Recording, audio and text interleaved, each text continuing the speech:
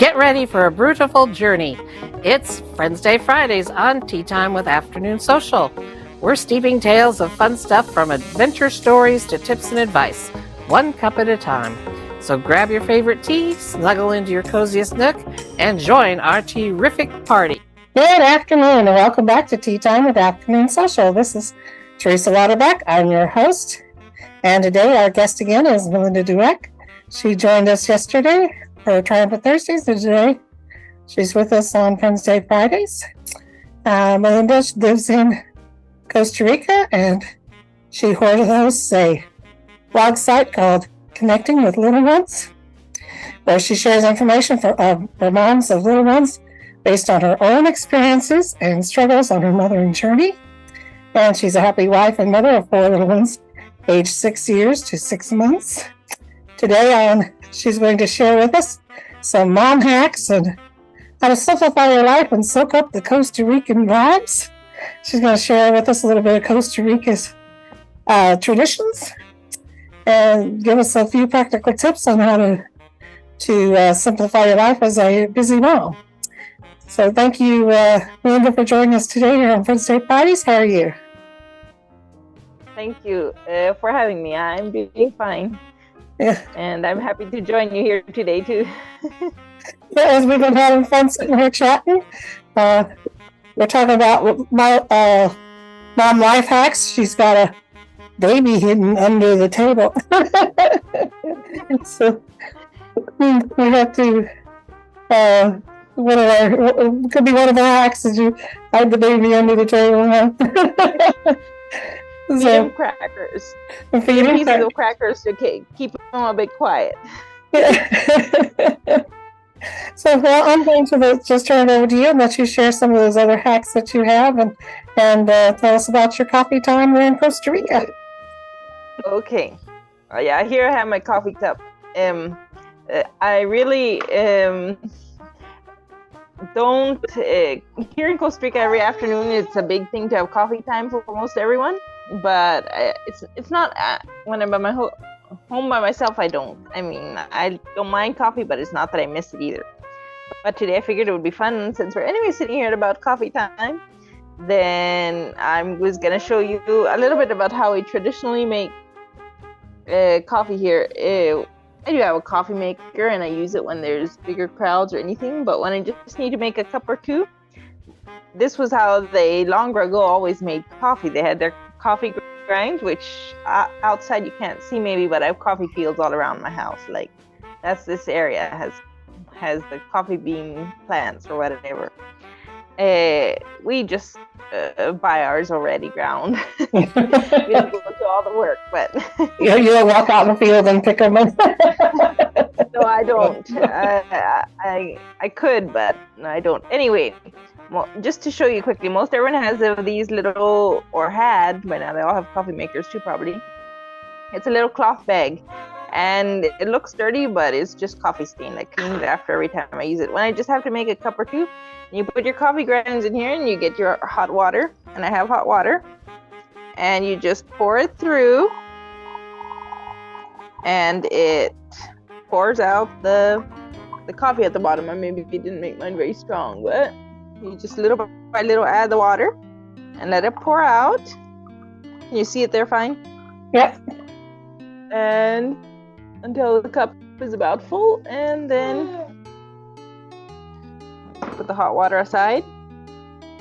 I would have used to also heat the water over fire, but I didn't. I have electrical, and most everyone has electrical or gas stoves now. And then I let it about finish running, and I set it aside. But anyway, that's a little bit of a touch of traditional life out here. And I had the cream and sugar in already, so I'll just have a bit of coffee here. We're sounds good. And yeah, talking about mom hacks, I have 6 little ones, just short of the baby was born just before my oldest turned 6. And like we were talking in yesterday's episode, I've always wanted to be mom and wanted a bunch of little ones, even if it turned out harder than I thought it did. But it still is what I love to do and love to be on the days and times that aren't so hard. But my best hacks, I guess, for moms would be, I live in a small house. It's very small. It's 2 small bedrooms. We have 4 children, but one of the things I would tell moms is simplify and minimalize. Especially, like, I know if I had a bit of bigger house, I would probably not do it so much, but I have to in order to maintain my bit of my sanity, which I don't always manage to totally keep, is just simplify and get rid of stuff. Because as soon as the children pull out a few toys and they're not, like, they're doing what children do, the house feels full. Right away, my living area is full because just a few toys. And so if I keep things, not try to get rid of stuff, like, I try to be very careful. Any toys they want to keep, not get rid of them. Just because they're children, they have their own rights to what they like and what they don't like, even if I figure it's too much. But my oldest is very, she has a very hard letting go of stuff. So I do try not to get rid of their toys unless they for sure don't like it. But other stuff, it's so easy to, as I go about my days, just, oh, well, this I don't need anymore. This is filling up my house. Let's get rid of it. And that helps a whole lot. And another thing would be, the next biggest tip I would have for busy moms of little ones is to have a quiet time every day. I don't really have a place where I can go and be quiet, have quietness, unless I have them all be quiet, because they're just right there in the house right beside me. And so every afternoon, when the baby goes to sleep for his afternoon nap, then usually my youngest daughter still naps or sleeps, but she doesn't quite always, because all of them quit around 3 years old. My older 2 don't sleep anymore, but they each have their place, one on the sofa, one in their bed. And 20 minutes, 30 minutes, whenever I tell them how long, it's time for everyone to be on their own and quiet. And that just has helped me so much. If I need to sleep a bit or do something else, usually I need to nap myself. I'm not those that can manage getting by without naps at this stage. It's the biggest help. It gives them all a break and a reset too, because living in closer quarters together, even if they aren't the most quarrelsome children, I would say they get along pretty good, but we all get tired of being together. Just a little mental break, a little while each to themselves, helps solve for the rest of the day. So I would, that's one of the things I'd encourage moms a lot. Just work on, since little on, as soon as they stop needing naps or sleeping at nap time, they still need their quiet time. And minimalizing. Those would be the 2 main things. And then having a basic routine to your day. Just they kind of know that after their dad leaves for work in the morning, it's time to get dressed and combed, and time to, the 5 and 6 year old easily can help me with dishes. Somewhat, I still have to do all the finishing, cleaning up and so on. But there's just this kind of flow to our day, which gets messed up with a baby and so on, but they generally know what comes next. And that has helped the most. There's still plenty of days where I'm just like, this is way too much for me. I don't know how I'll get through it, 1 minute at a time, 1 moment at a time. But if I didn't have the quiet time, if I didn't have somewhat of a routine, and if I didn't work on minimalizing, things would be a lot worse. And it's just accepting the, like the saying sometimes goes, embracing the chaos. Though I don't believe in calling it all chaotic, but the truth is it's messy a lot. And so just accepting and enjoying it. And this is my stage of life. I love my little ones. Someday maybe I'll have a bigger house. Someday they'll all be grown up and helping, and I'll have the time. And those are the best ways, I think, to enjoy motherhood, and to remember to look at them and smile. I don't have the time maybe to do things with them, but look in their eyes in each one and smile at them and give them the happy childhood, because that's what they'll remember. They won't remember the small house. They won't remember that they were 4 little children stuck in one tiny little bedroom with barely room to turn around in. I mean, they might remember it, but that won't bother them. It will bother them if they'll remember that they always had a cranky mom. Yeah. So remembering what's most important, that's what I would say. Yeah, they'll forget their toys and all of that. I think some of my kids have some of the better memories of playing with the pots and pans than they do with the store-bought toys. Exactly, accepting that they like that stuff. Sometimes they're gonna make a bigger mess, but at least they'll be happy and remember that the happy memories is what I hope. Right. Well, it actually helps with the minimalism too. You have pots and pans that you can put in the cupboard and not extra toys. Yeah. I don't buy extra toys. It's more when people give it to them because Anyways, like the real life stuff the most. Yes, right. And playing role-playing games like restaurant and different things. And yeah.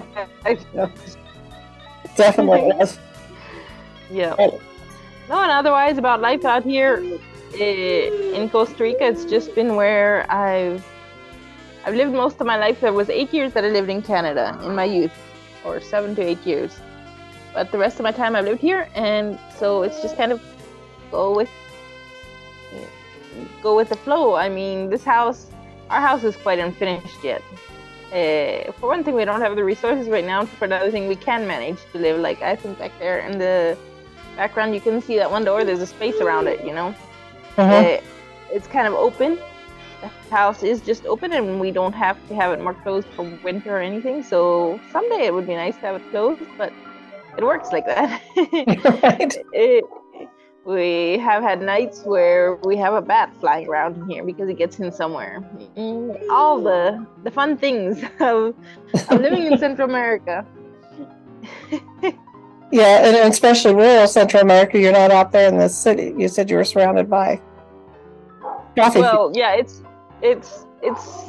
semi-urban because we live in a row of houses. Like there's just a row of houses, but there's plenty of coffee fields around too. It's kind of like it's not city, but it's not totally country and alone either.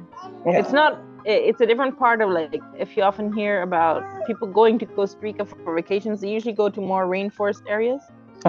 This is a different area. It's not like the rainforest area so much but it's still just get out and live out and might live with bugs all year round and all the fun things. Yeah. And you said before that you'd take your kids on walks. That sounds like a great area to be able to go out and explore. We live on our plot is like 300 square meters, so it's small. So it's for small children, fine for running around, but they love to go on walks, and I like it too. It just gets us a bit away, and when we do go on walks, we get away from this row of houses, exactly up and down the street from us, and into the coffee fields or wherever, and then they can run around a bit more and explore a bit more, and just enjoy the outdoors, enjoy life year round.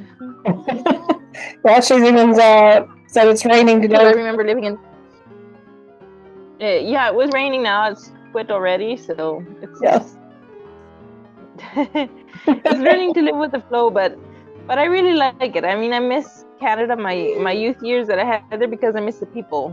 But the truth is, I'm happy where. I think my husband brought me to a good area too because it's not as warm as some other parts of Costa Rica. So I told him he brought me to a good area when we got married. Well, we're kind of winding down on our time today. Was there any last piece of wisdom or advice you'd like to leave our audience today? Maybe it'd be kind of the same as I said yesterday. If there's young moms or anyone, pretty much, just enjoy your season and know that no season lasts forever. No season in life, and smile at your children, smile at others, do your best to spread joy, and enjoy the little things. Like tea time and coffee time. Yeah. Because that would be one thing people would have, especially long ago, said Costa Rica had this relaxed feel when they'd come, just because people take the time to sit down and drink coffee and enjoy the little things instead of always rushing around. And I have to remind myself of that too. Yeah. So that would be it. Okay, well, thank you so much for being here with us on Wednesday Fridays. And like I said, go back and check out a great episode from yesterday as well if you haven't done that. And tomorrow, where she's going to talk to us on Show and Tell Saturdays about building your connections with your little ones through your blog and your YouTube. So we'll find out a little bit more what she's going on with her blog and her YouTube channel and maybe some projects she has coming up. So thank you again, Melinda, for joining us on Wednesday Fridays, and we'll see you tomorrow. Thank you. See you tomorrow.